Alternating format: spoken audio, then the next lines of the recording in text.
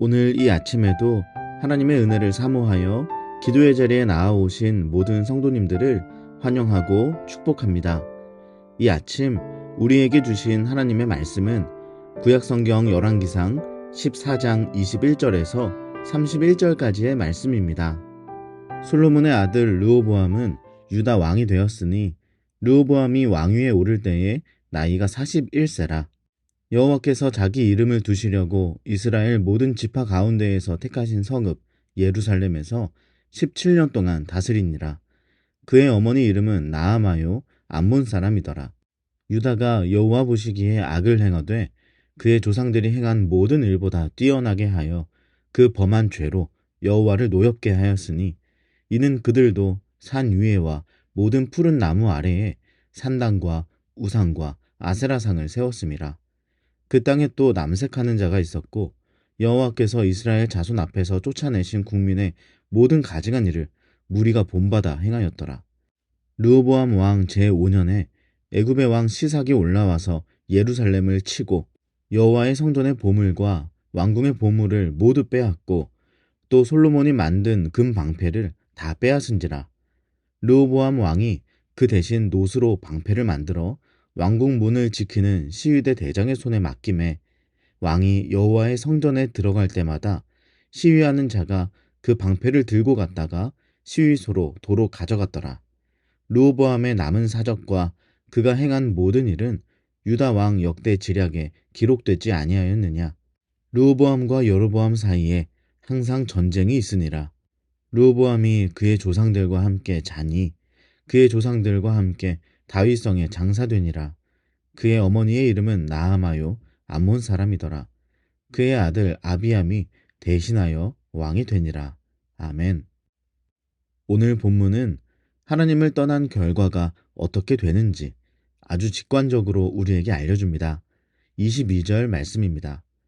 유다가 여호와 보시기에 악을 행하되 그의 조상들이 행한 모든 일보다 뛰어나게 하여 그 범한 죄로 여호와를 노엽게 하였으니. 하나님을 떠난 결과로 르호보암과 유다 백성들은 범죄에 아주 뛰어난 사람들이 되어버립니다. 여기서 뛰어나다라는 말을 문예적으로 보면 마음을 완전히 빼앗긴 것을 의미합니다. 우리가 어떤 것에 마음을 빼앗기게 되면 어떤 일이 일어납니까? 예를 들어 좋은 물건에 마음이 빼앗기면 그것을 갖고 싶고 누군가가 그것을 가지고 있는 것을 보면 부러운 마음이 생기고 시기하고 질투하는 마음도 생기겠지요. 때로는 그것을 꼭 손에 넣기 위해서 돈을 벌어야 한다는 생각에 돈 버는 일에 최선을 다하는 열정이 발휘되기도 합니다. 이 구절은 지금 하나님을 떠난 르호보암과 유다 백성들이 죄에 대해서 그렇게 살아가고 있다는 것을 말해주고 있는 것입니다. 그냥 어쩌다 한번 유혹에 넘어갔거나 실수한 정도가 아닙니다. 두 눈에 그것밖에 보이지 않고 온 생각이 그것으로 가득 차고 모든 열심이 그것을 향하고 심지어 나보다 더 죄를 지은 사람을 볼 때 질투를 하기도 하고 더 죄악이 많은 곳에 있는 사람을 부러워하고 있는 참으로 심각한 수준에 놓여 있는 것이죠. 사랑하는 여러분, 하나님을 떠나는 것 참으로 무서운 것입니다. 단지 하나님께서 재빨리 심판하지 않으시고 기다려 주신다고 해서 잠시 하나님을 떠나도 괜찮은 것이 아닙니다. 언제든 돌아오면 하나님께서 용서하신다고 해서 내가 언제든 하나님께 돌아갈 수 있을 것이라고 스스로를 과대평가해서도 안 됩니다. 지금 하나님을 떠난 이들이 어떠한 모습으로 살아가고 있는지 보십시오. 온통 죄악입니다. 여러분, 아주 심각한 수준의 중독자가 있다고 생각해 보십시오. 알코올 중독, 게임 중독, 도박 중독. 그런 중독에 빠져 있는 분들이 언제든 스스로 전문가의 상담을 받고 치료를 받을 수 있지 않습니까? 이 나라의 그 누가 그들을 병원에 못 가게 하고 억지로 치료를 가로막습니까? 그렇지 않습니다. 오히려 적극적으로 권장합니다. 그런데 언제든 치료받을 수 있는 현실에서도 그들이 스스로 치료를 받을 수 있습니까? 아니요, 그렇지 못합니다. 적극적으로 도와서 치료를 받게 하여도 또다시 그 중독을 끊지 못하고 그 자리로 돌아가는 일이 참으로 많이 일어난다는 것입니다. 죄도 마찬가지입니다. 하나님을 떠났지만 아무 일이 일어나지 않았다고 해서 그게 괜찮은 것이 아닙니다. 결국 이들처럼 된다는 것입니다.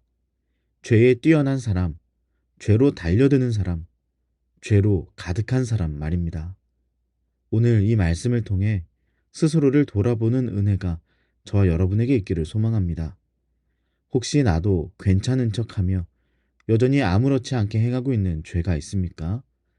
만약 하나님께서 오늘 그거 보여주신다면 하나님 의지하여 다시 돌이킬 수 있는 은혜가 저와 여러분에게 있기를 소망합니다. 그런데 이때로부터 5년 후 유다에 하나의 큰 사건이 발발합니다. 애굽의 왕 시삭이 예루살렘을 치는 사건이 일어난 것입니다. 그 결과는 처참했습니다. 26절을 보시면 그들이 성전과 왕궁을 모두 강탈해서 모든 보물을 빼앗았다고 기록되어 있습니다. 심지어 금 방패마저 말입니다. 하나님께서 솔로몬에게 주셨던 복이자 그들이 그때까지 스스로 죄악에 있으면서도 자랑스럽게 여겼던 그것들을 다 빼앗기고 만 것입니다. 여러분이 만약 르호보암의 처지라면 어떻게 하시겠습니까? 르호보암이 지금 이 상황에서 어떻게 해야 합니까? 만약 여러분이 하나님을 떠나서 방탕하게 죄악 가운데 5년을 살았는데 사업이 망하고 가정의 기둥이 무너져서 참으로 어려운 처지를 맞닥뜨리게 됐다고 한다면 기도해야 하지 않겠습니까? 회개해야 할 것입니다. 하나님께 다시 나아가야죠. 너무나 마음이 어렵고 슬픔과 아픔과 고통이 커서 나 스스로는 그럴 힘조차 없을지라도 누군가에게 기도 부탁이라도 하지 않겠습니까? 그런데 르호보암은 그러지 않습니다. 27절을 보면 그는 금방패를 대신할 것을 다시 만듭니다. 그게 놋방패입니다. 그런데 그것을 두는 위치가 이전과 달라졌습니다. 이전에는 금방패를 궁전에 두었어요. 그런데 이제 놋방패를 어디에 둡니까? 28절의 말씀입니다.